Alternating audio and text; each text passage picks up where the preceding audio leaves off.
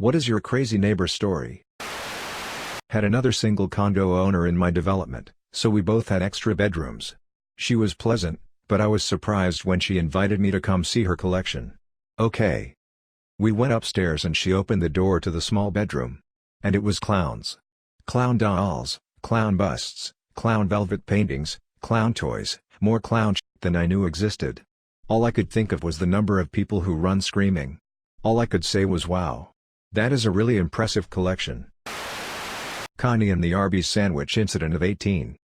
The conster had a lot of issues, but she finally snapped when she found a rotting Arby's sandwich on the curb outside my house while she was dutifully sweeping the pavement at 3 a.m. with her handleless broom. She decided to place the Arby's sandwich on my porch. The Arby's sandwich was not mine, so the next morning I put it back on the curb. The next morning the Arby's sandwich has appeared on my welcome mat. I return it to the curb. This kept going for a week, with the Arby's sandwich finding itself in my mailbox, wedged in my screen door, etc., and finally ending with screams and threats being traded from our respective porches. Could this all have been avoided if I had just put the Arby's sandwich in the trash after Connie first put it on my porch? Absolutely.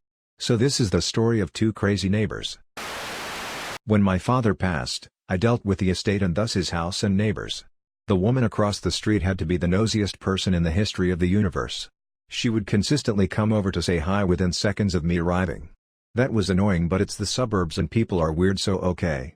Then she started coming over to deliver mail she thought was important. So she was taking all of the mail and only handing over what she wanted to after she opened it. I changed his address almost immediately, so I don't even know what she was getting, but hopefully it wasn't important. She asked for my number in case of an emergency and I gave it to her since I wasn't living there, and I guess there are scenarios in which that could be helpful. This is when I finally had to tell her to tone it down. I was there at least 3 days a week, so short of a fire or break-in, I'm good. But she called to tell me she spotted something in the house. I honestly don't remember the details, but the only way she could have seen it is if she went through the gate into the backyard and pressed her nose against the glass in the bushes.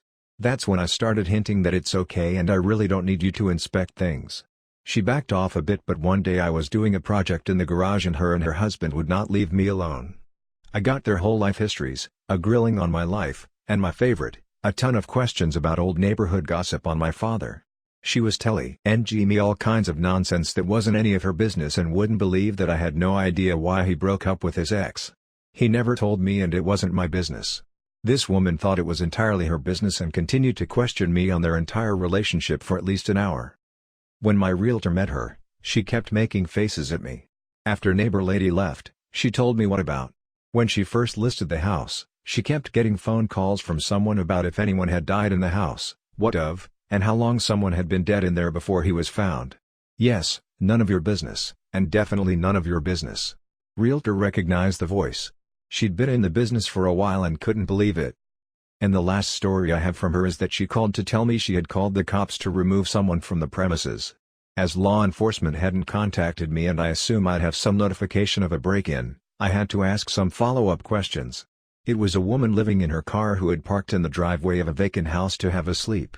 I told her off on that one because I would have been 100% okay with that. Literally no harm done.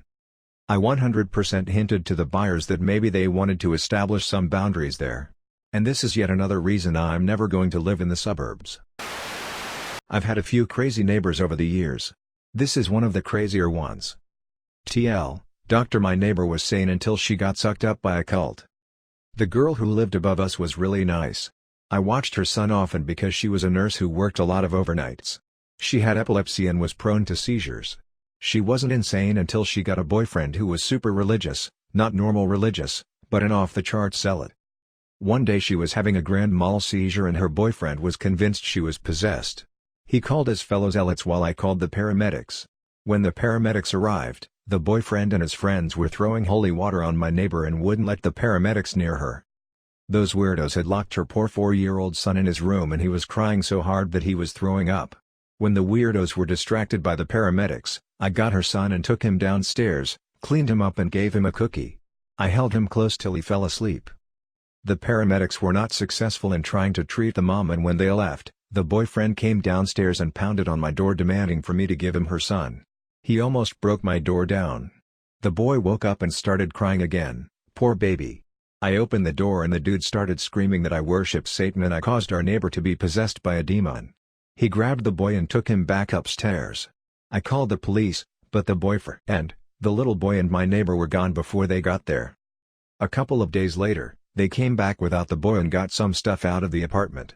I tried to say goodbye to the mom and she had this vacant look in her eyes with a really weird smile on her face. I think she'd been drugged. Either that or she had brain damage from the seizure. No idea. I just know she wasn't the same at all. They left all of the little boy's toys and almost everything else and never came back. I told our landlord what happened and he did what he could to try and find her, but never did. I still wonder about that poor little boy to this day. He'd be about 12 or 13 now. I had an old man neighbor who absolutely loved my dog, but would not acknowledge my existence. Anytime I took my dog out on a leash and we ran into him, he would be on his knees, petting and talking to the dog. He started carrying treats around to give to my dog. My dog loved it and would make a beeline for him anytime we saw him. The first dozen or so times we ran into this guy, I tried to make polite small talk. "Oh wow, he loves you. I'm, name, by the way," and he just flatly ignored me. In probably over 100 interactions, he never once spoke to me or looked at me. For a while, I assumed he was deaf or hard of hearing and a bit socially awkward. But then I happened to walk outside one day while my partner was taking the dog out and saw my partner and neighbor having a perfectly friendly chat. I walked up to join them, and my partner greeted me and neighbor ignored me exactly as usual. The whole thing was awkward as hell, but at least the dude was nice to my dog. When I was younger and living at home, my parents and I used to watch the neighbor teenager do some crazy stuff. He wrecked his dad's truck by driving into a tree on their property. He broke into his dad's desk, stole money and then staged a robbery by kicking in their screen door and breaking a window, all while we watched. He grew pot in their basement and he had drug deals going on in his front yard. He found a dead cat on the side of the road and kicked it around and tried to use it as a hacky sack. His parents were so dense they would not believe their son was doing any of those things. When the police finally busted him and brought out the pot plants, they were so embarrassed they sold the house and moved. Had a Vietnam vet neighbor when I was a kid who had visible scarring from Agent Orange. We had side-by-side properties of about 25 acres each and shared a pond. About every 90 days he would give my parents a courtesy call, which was nice of him, and proceed out by the pond with a sidearm, rifle and shotgun. Plus requisite ammunition. He would then unload on this pond while alternately crying and hollering in this absolutely anguished way. Then he would pack up, and go about his business. We lived there about 3 years. This would occur regularly. I lived in a fourplex for 2 years, and the home next door was a crazy person. They had floodlights on 24/7 on all sides of their home, a mid-90s car in the driveway that I never saw move, and the only glimpse of the person I ever saw was their hand while holding a camcorder recording everything as fourplex residents did. They would fill whole pages of paper with rantings and tape them to their window so that we could read them. I read a couple and at best I could describe them as random words. There was no structured sentences or decipherable train of thought. Me and other people would call the police for welfare checks occasionally and to report the creepiness, but nothing ever changed. I couldn't tell you their age, or gender, but that hand holding a camera still freaks me out. I have a lot of stories, but this is the newest. I have a neighbor with mental health problems that takes medicine religiously every day. Except on payday. On payday she gets her cash, buys beer and wine, turns her stereo on very loud, sits outside her house and drinks until whatever mental health problem she has starts acting up. I think she's schizophrenic, and she starts screaming with invisible entities that she's not scared of them, and keeps singing gospel songs over her loud stereo and kicking her own gate.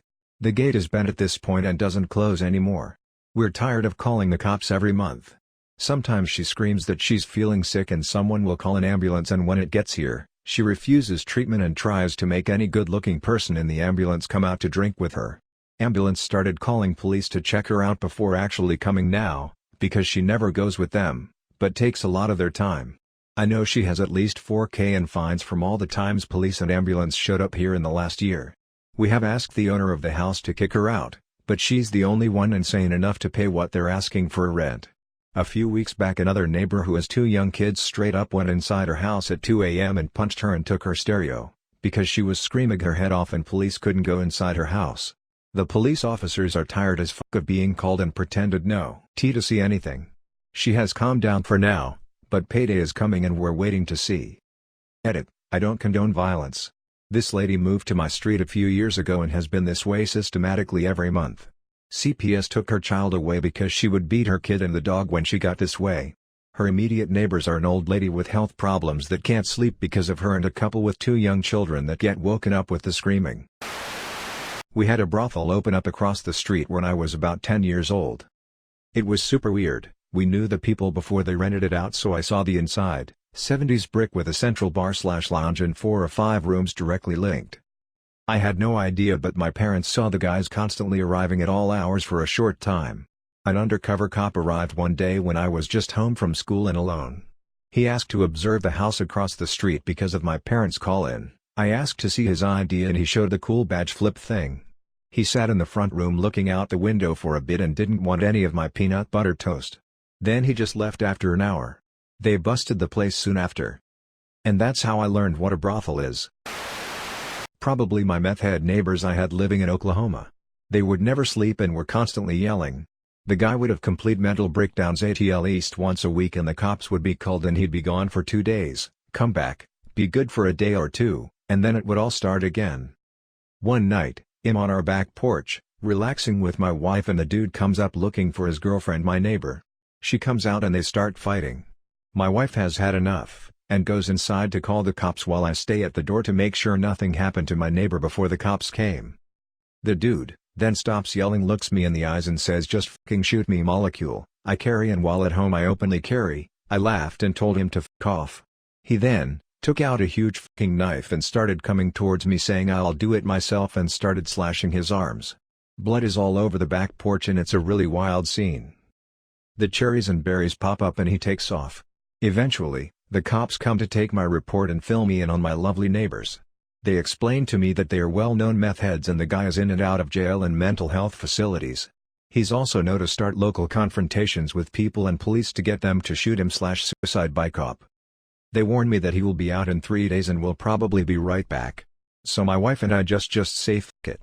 We were moving in 2 weeks and we just wanted to bid our time before we were gone for good. We pretty much stayed held up in our bedroom trying not to make a sound those 2 weeks and bounced out of there ASAP. We have crazy neighbors where we're at now, but instead of meth heads, we have turkeys. They kinda remind us of them. Had an apartment neighbor who would hear me coming down the stairs and be waiting at her door to monologue at me. She liked to sing-song my name when she heard me talking in the hall, didn't seem to realize that I'm obviously not talking to myself but either with someone or on the phone. If I didn't answer she would knock on my door while singing my name or ring the doorbell until I did. I ignored as much as possible. Her best time was 15 straight minutes before I cracked. My favorite monologue was her ambushing to inform me it was my turn to vacuum the hallway. She scolded me a bit for not figuring this out yet because she'd already apparently done it several times. This was an apartment building, neither of us had any responsibility to do so. I lived in a house that was divided into 2 apartments. I had the entire upstairs, the neighbors had the entire downstairs. There were separate entrances for each apartment. I got home from work one snowy winter day after some new neighbors had recently moved in. They invited me in for a drink. They apparently decided that paying for electrical baseboard heating throughout their apartment was too expensive. So they had a propane grill lit in the middle of the kitchen. Politely made a quick escape and called the landlord immediately. Luckily they didn't burn the place down. I have the worst luck with neighbors. First apartment was actually an extended stay hotel. The people above me and across the hall would f*** very loudly, very late at night, all the time.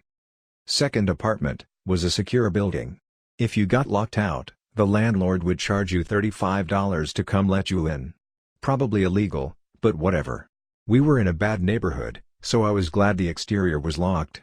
About halfway through our lease new people moved in across the hall. They fucking breathed weed, like weed smoke filling the common area from under their closed door. I don't smoke weed so I didn't appreciate being hit by a wall of weed smoke when I leave for work in the morning. As a joke I made a sign that said whoever keeps letting skunks in the building, please stop, and put it on the wall in the common area. The next day they ripped it in half and wrote "F you" in on the wall. Some weeks later at 1 a.m. someone is shouting "let me in" and pounding on the outside door. Couldn't see who it was. Like I said, bad neighborhood, I'm not going down there to let whoever is there in the building. They don't give up for a fucking hour, so I called the cops. They ran. There was also a riot in the parking lot. Some kid that lived in the building ran inside, and about 10 seconds later there was like 2 dozen kids throwing shit at the door trying to break in. There has been 2 shootings in that building since I moved out. Bought a house. I'm in upstate New York. Neighbors are from Brooklyn. This guy has like 6 kids in a 1,400 square feet house, and they're all misbehaved little shits. Me and my friends are in the backyard drinking, not watching our language. They're over there dropping several F-bombs an hour. Figure it's an anything-goes neighborhood. This fucker has the nerve to come out and say you guys better watch your mouths over there. He'll come out and threaten people for parking on the street in front of his house. Is that a thing downstate? And once I mowed like 2 feet into his yard on accident, and he came out screaming at me and accusing me of trying to steal his land. Give me a break, guy. He didn't mow his backyard once the entire year before. Next house, I'm going to make sure there's no neighbors for at least 100 yards.